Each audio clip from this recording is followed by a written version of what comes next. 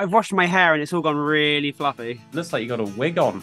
That's definitely my hair, but it is definitely fluffy. Yeah, we have far too many conversations about your hair. Yes, and I don't do enough with it to warrant it, if I'm honest. This is Sheer Isolation. It's presented by Kieran Moore in Trowbridge and John Ponting in Cricklade.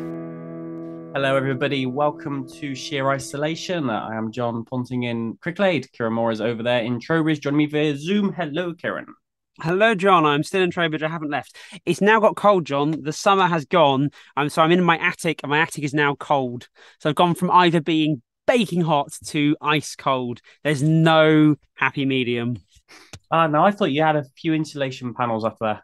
I do, and I'm sure they are doing a wonderful job. It's very cold. So, you know what's really funny, John? The insulation panels I've got are like bubble wrappy things, and they say the Derwent on them. And the Derwent was a piece of art that travelled around the country, and it stopped off at Trowbridge Town Hall. And when we were getting rid of all the junk in the Trowbridge Town Hall, I took these massive panels of like bubble wrap, I pinned them to the inside of my attic. So I've got the Derwent artwork, all the packaging it came in, stuck in my attic. So behind my microphone here, like when you're in a proper radio studio and stuff, you have the soundproofing, the kind of the egg cup foam. Yeah. I've got a wall of that, which I rescued from work because it was packaging from laptops that we bought. So I've got like 20 panels. Very of foam. Cool. We're similar in so many ways. I've got, actually, funny you should say that. I was literally going through the rubbish at my work the other day, and someone has chucked out 12 roughly laptop-sized white egg cup style foam packaging, and I've kept 12 panels. So you throw this away. It's, any kid in his bedroom could use that for a vocal booth and be away. You know what I mean? There you go. Sound advice right off the top of the show there. So the purpose of Sheer Isolation is to highlight and promote the local music and art scene. And in the next half hour, we will play a couple of tunes and chat to a guest. This week, we're playing part two of a guest who we spoke to a couple of weeks ago, which is Jimmy Watkins, who was talking to us about his YouTube sensation when he goes running and reviews albums and charity fundraising. He's an absolute legend and a hero. It was so much content, we had to split it into two. Yeah. So this week we're going to talk to him more about his bands and the fact that he could have been an Olympic runner, but he ran away to join a band instead. So we'll cover that later on. Kieran, you just mentioned about you haven't left Trowbridge. I pretty much went by your house at the weekend. Oh, it was too you late. Didn't come in for a cup of tea. Huh. Too late. I was coming back from the Cheese and Grain. Went down to Frome. Oh, what were you watching? We went to see Toyah from the 80s.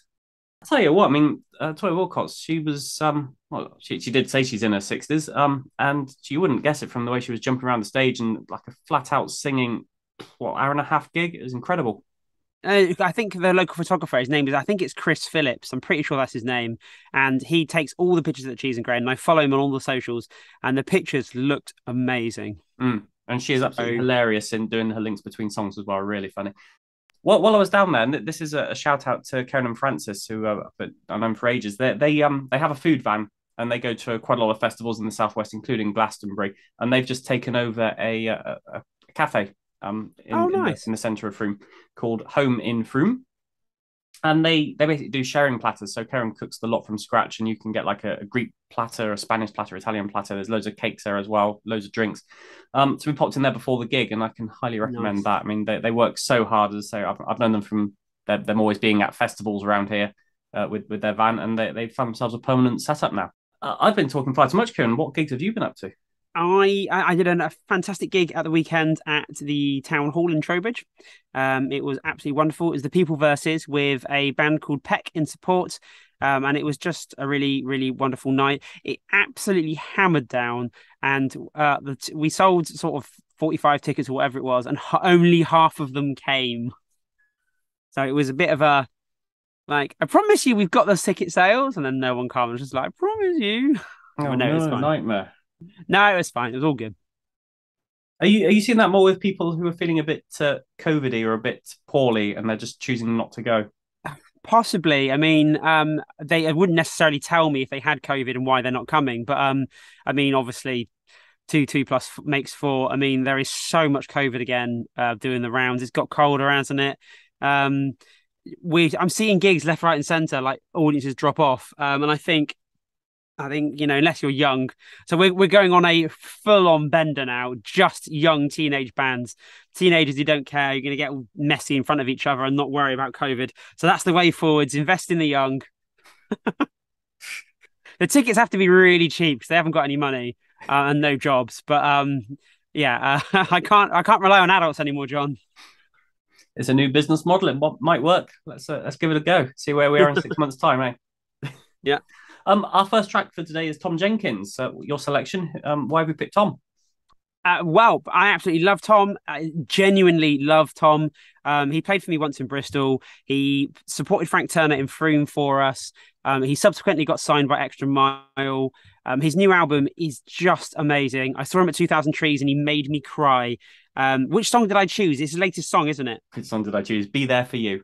Well, that's it. Yeah. So, and it's just, I just love him and his lyrics and his gentle Welshness. Really, I just love Wales. I just love him.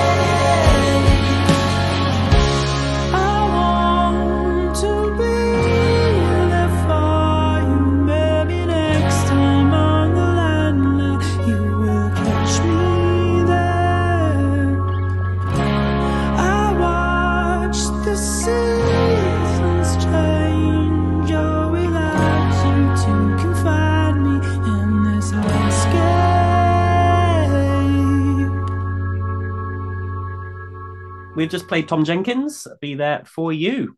I've pre-ordered the record, John. I'm waiting for it to be delivered. I was going to say he's got a release coming out soon. Have we got a date for that? Yeah, November the 24th or something, I think. It's the end of November.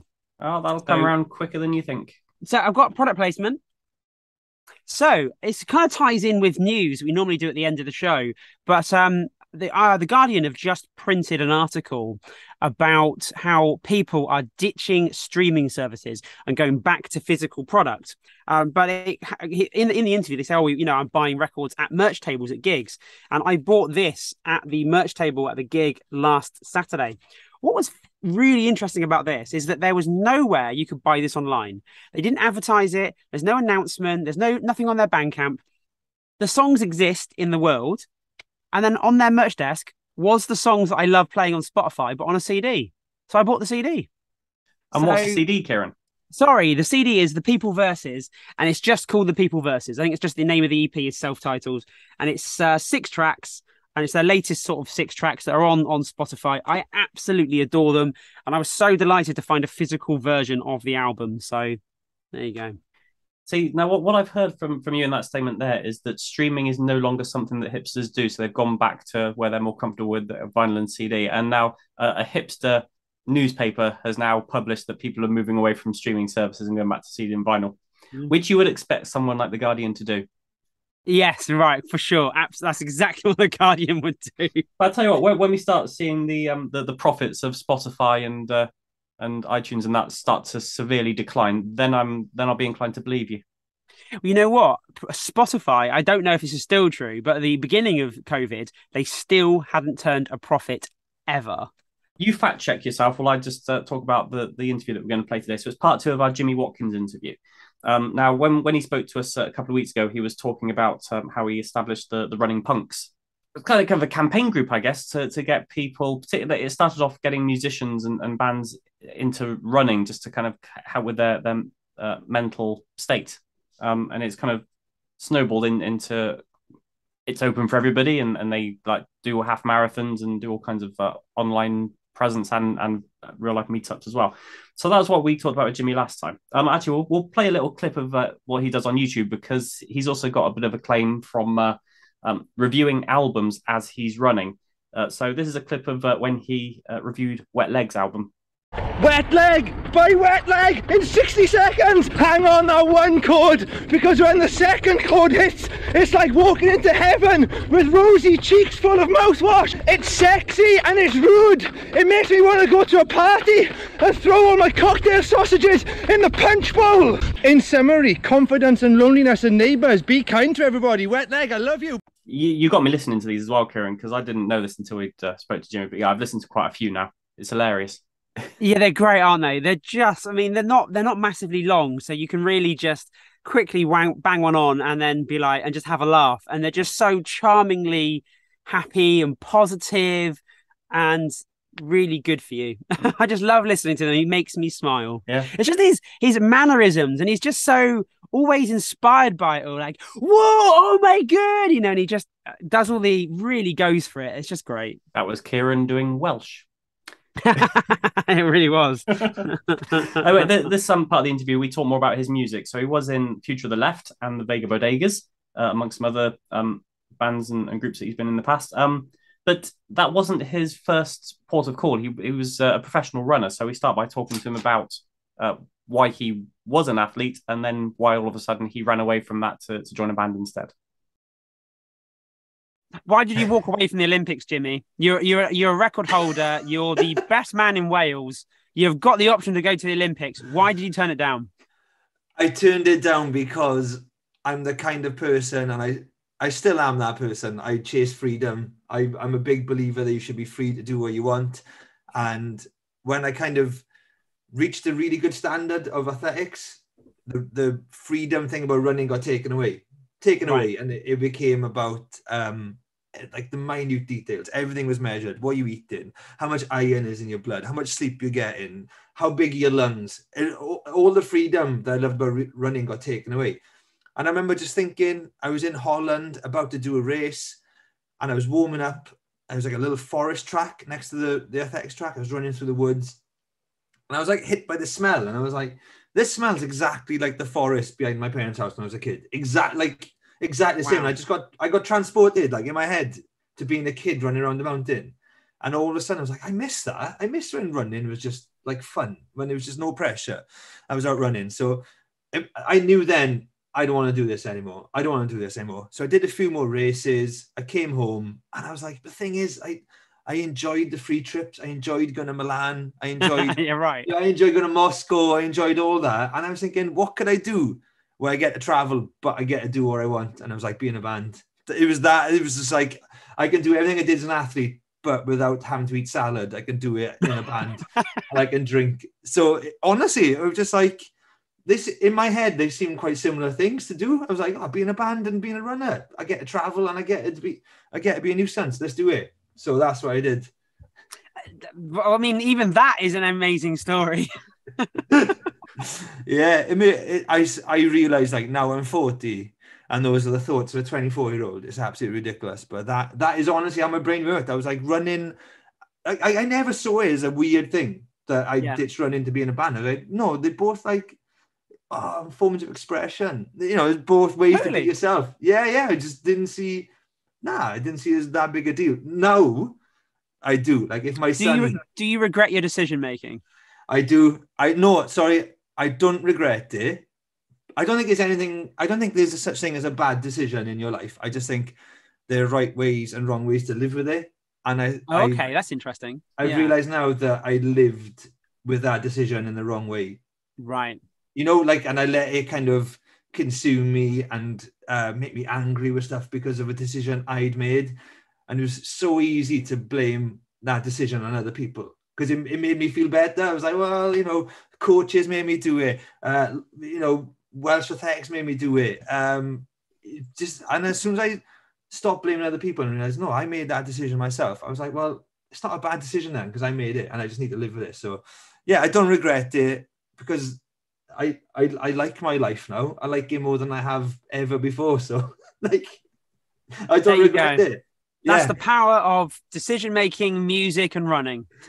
Absolutely. I mean, if you asked me 4 years ago, I would have said I regret it because I'm miserable and I'm depressed. But no, I'm not. So it worked out all right. It has worked out brilliantly, Jimmy. And now you're a stand-up guy and a pillar of the community. Oh, thank you very much. I appreciate it. It's wild. You know, I'll tell you a funny story, right? About 10 years ago, while I was in Future to the Left, I applied for a job in a running shoe shop in Cardiff. Yeah. And I didn't get the job, right? I didn't get the job. They made me work for a day for free. And in the interview, I was like, I've run in the World Championships. Yeah. I was Welsh 800-meter record holder and I didn't get the job. And couldn't believe it. It was a part-time job in a shoe shop. And that shoe shop had a big endorsement by a shoe company called On, which is part owned by Roger Federer. And they do these amazing running shoes. And there were posters everywhere for On. In a month's time, I am the face of their new flagship shoe On. So that shop that I applied for, I know for a fact will have a poster of me running in there, which like blows my mind that I got approached by On and they asked me to make an advert for their new racing shoe. I really hope you're going to be at that shop on opening day when they unveil your poster. I will go there, definitely. I hope it's the same bloody manager is still there who interviewed you. Can you imagine? You've got to take your rejection letter as well. Yeah. Do you remember 10 years ago you said I couldn't work here? There's a poster of me on the wall now, running. Yeah. But yeah, it's funny. But yeah. I want to touch upon the crazy lifestyle just for a brief moment because I have a story. I was watching you in Future of the Left at a venue in Bournemouth called 10 Million Postcards. And it's a great show.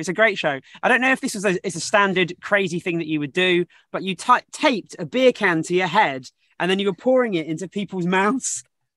That's I used to do it the other way around. I used to tape it to a random person's head and then pour it in my mouth. So it might have been that then. It might have been that. I might be wrong. I don't know. I think I probably did the two. I used to gaffer tape sausages to my guitar and make people eat sausages during songs. I was pretty wild. I still am wild, but not to that. You are still wild, but in a very different way. Yeah, definitely. So whilst that is hilarious and fun and entertaining and all the rest of it, it does come at a cost. And you briefly touched upon then taking things to the excess. You say, you continued music, but you didn't necessarily love it. But you formed the Vega Bodegas, who I thought were great. You played for me in Bath. We did a few shows. Very recently, you ended up on TV. How did that come about? That was so random. So Peter Kosminski, I think he's an Oscar winner. He did Wolf Hall. What else has he done? Wolf Hall is his big one. Okay. And he's quite a controversial director, and he will challenge the establishment a lot. I had a message from his PA saying he was a fan of the band. And can I explain the lyrics to our song, Rupert, Are You Ready? So I explained the lyrics, and I was like, I wrote this song when I was working on a horror film. I was like a runner on a horror film, making cups of tea and stuff for the actors. So I was like, this song is about working behind the scenes on a horror movie. And the cameraman's name is Rupert. So it's just a story about Rupert being called to set. And he was like, oh, I love it. Amazing. It's perfect. And he asked us to come down to Bristol for a couple of days and film us playing the song for his new TV series, which is wild. But he kind of, he lied to us a little bit. I don't know if he lied, but he told us that the whole song was being used, and I think 8 seconds. 8 seconds. It was about 3 seconds if you were lucky. Yeah.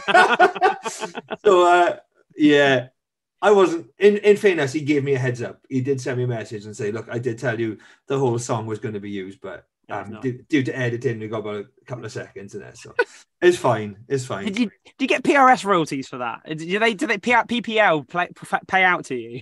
I sold the song. So we had an option. I just sold the song. So I just took like an upfront fee, and we got paid for acting in it. Which, amazing! So it's kind of like it was the best payday I've ever had in a band for like three seconds of music. Well, that's absolutely fantastic. Okay, so where can people find more information about Running Punks? So we're on Twitter, Facebook, Instagram as Running Punks. I'm on Twitter myself as Biggie Timkins, and Instagram as Nutbush Jimmy Limits. So that's where you can find me. So this is the Vega Bodegas. Cool.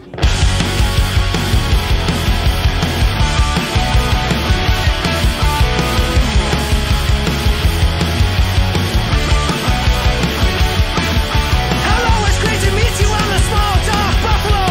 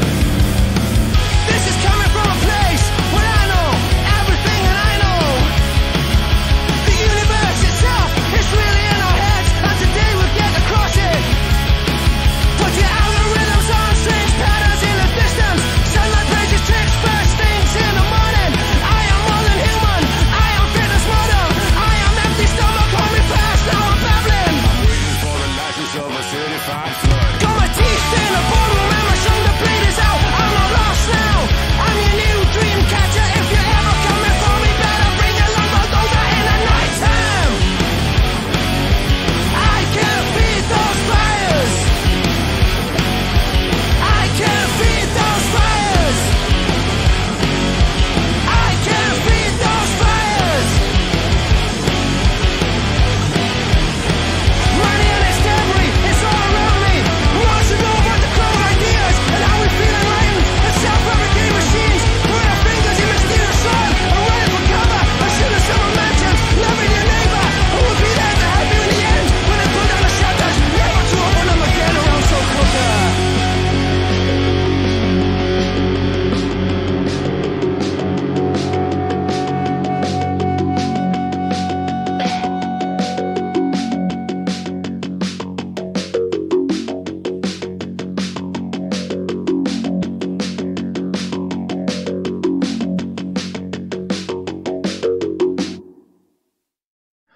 We've just played the Vega Bodegas. That's one of Jimmy's bands, our guest for the week. That track is called Welcome to the Slow Cooker. Kieran, you were looking up Spotify profits. Did you find anything? I have. They've made a loss every year since they've been an organization. However, they are due to make a profit in 2022. So this was dated November last year. They're on course to make profit in 2022. I don't know if that's been announced yet, but they have been a loss making up to this point. So there you go. That is genuinely educational. I like that, Kieran. Thank you. But I do remember going to the BPI meetings when I was working at Discovery and paying a lot of sort of interest, a lot of attention to Spotify and Tidal, etc., and Amazon and all the rest of them. And basically, none of them could be profitable unless they had an overarching market dominance. And so because none of them achieved that, and I've actually got quite a lot of friends who use Apple Music but refuse to use Spotify. So the chances are you're probably dialed into one and not the other, because why would you pay for two premium streaming services? They do the same thing, more or less. And so I don't think anybody had the capacity, whatever that margin was, to actually dominate. So I think they'll always stay non-profitable. Yeah. Which is partly why the artists get paid so little. Yeah, because I'm sure if they were earning the big bucks, they would give more of that straight back to the musicians, wouldn't they? Oh, yeah, I'm sure they would, course, John. Yeah. Kieran, I've heard some lovely news about Trowbridge Town Hall getting a bit of extra money to do a bit of renovation work. Can you tell us anything? I don't believe they've been giving any more money than they had previously been given. However, the organisation is always applying for grants, etc. So there's always grants coming in for certain projects. Bit of a false alarm in the media then, maybe. But have you got any other news you want to share this week, Kieran? No. You really had to think about that, didn't you? Wow. Yeah, I've got news, but I can't share it just yet. Oh, okay. Well, hang on to that then. So we've got a gig announcement to make in Swindon. So there's a band that we worked with when one of the members was like 12, 13. He's now in a really big, famous band. I say really big. Their first album was lauded, and everyone loved it. And I really think they're just going to hit the next level now. So I've got that to announce in Swindon. I'm very excited about that. So you got stuff to tell me, but you're not allowed to tell me. Not yet. Well, we will hear it first as soon as we're allowed to talk about that. In that case, I've just got a couple of gigs that caught my eye coming up in the next few days. So 15th of October over in Swindon at the Moonrakers, we've got Scarfest. It's a day long, all day long, lots of music, lots of, obviously Scar from the name Scarfest. That's raising money for local charities. If you like a bit of Scar, then get along to the Moonrakers. 17th at the at Rough Trade in Bristol, you can see Orchards. I think we've played them on the show before. I love them so much. Yeah. So much. What day is the 17th? That is the 17th, which is a Monday. Thursday? Monday? Who has a gig on a Monday? You know what, John? I love them so much. I'm going to go. Cool. And I'm going to be going to the Comedia in Bath on the 19th to see Hayseed Dixie. They're effectively a Appalachian hillbilly equivalent of the Wurzels with all their banjos and stuff. I've seen them a couple of times, and they're playing at Comedia soon as well. That's what I just said. Bath Comedia. Oh, sorry. Yes, they are on the UK tour, so they've got quite a few venues that they're doing in the next couple of months before they head off to Europe. So that's definitely one for me. Amazing. Cool. Right, if anyone wants to get in touch, sheerisolation@gmail.com, or you can log on to sheerisolation.co.uk and find previous shows there, or your streaming service of choice. That's it from me, Kieran. Any other business to discuss? No, I am good to go. Cool. In that case, I'll say thank you for listening, and we'll be back same time, same place next week. Until then, toodles. Ciao. Yeah, bye. Bye.